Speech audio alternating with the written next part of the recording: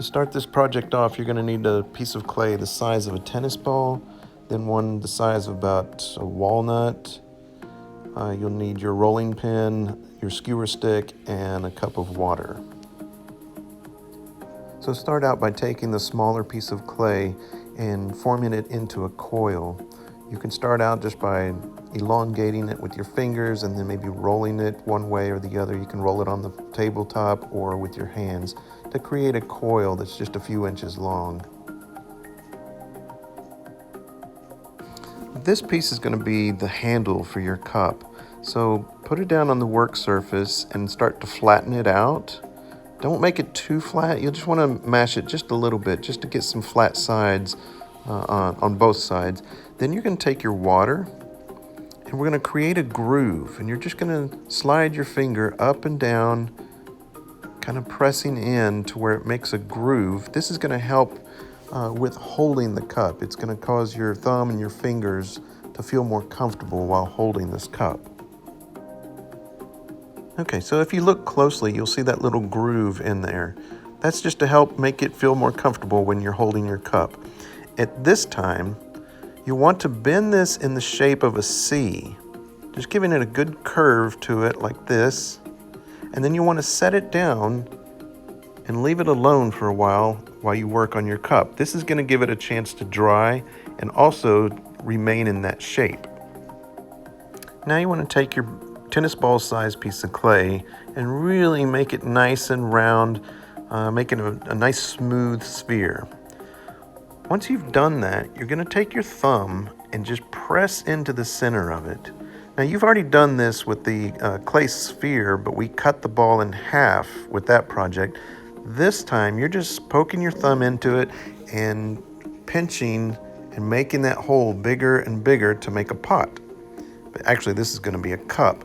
So as you're pinching it and going around, make sure all the sides all the way around are as equal as possible. Try not to make it too thin on one side or too thick on the other side.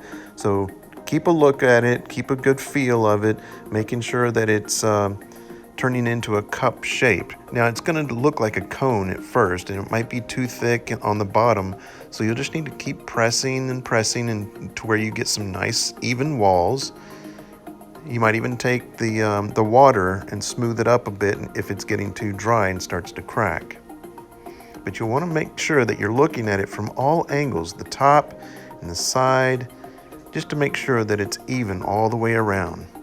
Once you have it a pretty decent shape, you're going to want to tap the cup on the bottom to create a flatness so it'll set. You don't want it to be rounded on the bottom or it'll roll over. So kind of tap it just gently, but just tap it on your work surface, on a flat, hard surface, and try to get that flat bottom to it. And then you'll also be able to see it changed its shape a little bit, so you might need to correct some walls or the thickness. And this isn't going to be a perfect cup because we're not using a potter's wheel, but this will be able to be a usable cup if you just make the walls high enough and strong enough. Take the water and you can smooth it out if you need to. You can straighten it up while the clay is still wet. Once you've finished shaping your cup, you want to set the handle and the cup aside and let it start to dry. We want it to get to about leather hard, to where it's stiff, but it's still workable. So after it's set for a while and it's gotten to a leather hard state, you'll tell that you can tell this by, kind of trying to move the walls and seeing that it's more stiff, and see how the handle now keeps its shape.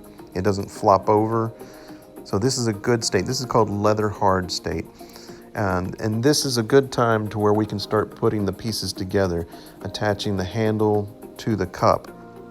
Now obviously this handle is too big, but since it's still workable, leather hard is still workable, so we can trim it with our skewer stick and size it to about where it needs to be to attach onto the cup. So we'll just keep cutting off pieces and putting it up to the cup to see if it matches. And if you need to bend it a little bit more, just do so very carefully. So you want to make sure that when you cut it, that the sides are flat. And here I am. Oh, it looks like it fits pretty good, but I need to trim it just a little bit more to make sure it's got a good fit. Now each time you trim it, you want to press it down to make these sides flat so that it'll fit up against the cup real nice. So I'm going to try it again. It looks like it fits pretty well. I like that look. Might even look better upside down here.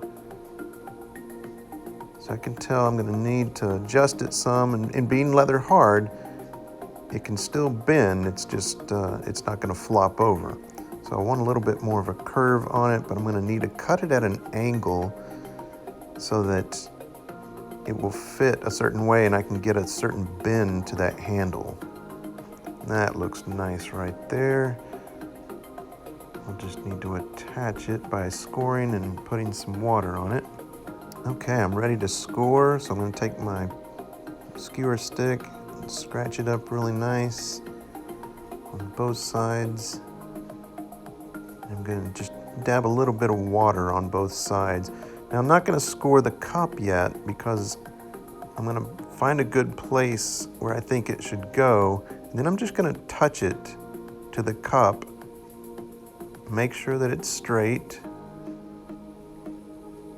and then I'm going to take it off, and this is going to give me an idea of where to scratch. When I see those wet marks, I will just make sure that I score right there and find the other wet mark and scratch right there. Add a little more water so that it sticks. And then I'm going to, it's best that you don't press too hard on it because you might cave in the cup. So put your fingers on the inside and press with your other hand on the handle to make it stick. Then you can kind of wipe off the excess water as it squeezes out, but make sure you're supporting it on the inside when you press. Then you can also smooth it out, make it look all nice and neat. You can also still shape the handle. I want to bend mine up just a little bit to make it fit where my fingers can go through just fine. And then once you have that attached, all you're going to need to do is just set it aside and put something up against it so the handle won't fall off. So I'm just going to set my cup of water there. After you've let your cup set for a while and it's gotten a little more stiff, but it still feels, cold and moist to the touch, as long as it's leather hard, you can start putting designs into it. So kind of like the way we did our textured tiles, you can press into it. Just make sure that you're not caving in the cup by pressing too hard. So I'm just going to do some different designs here and poke some little polka dots on it and some circles to create a nice little design on it. Once you've finished building your cup and putting your design on it, you want to make sure you leave it in a very safe place for it to dry out, and be sure not to pick it up by the handle or that handle might just snap off. Now just find a safe place to set your cup so it can dry completely.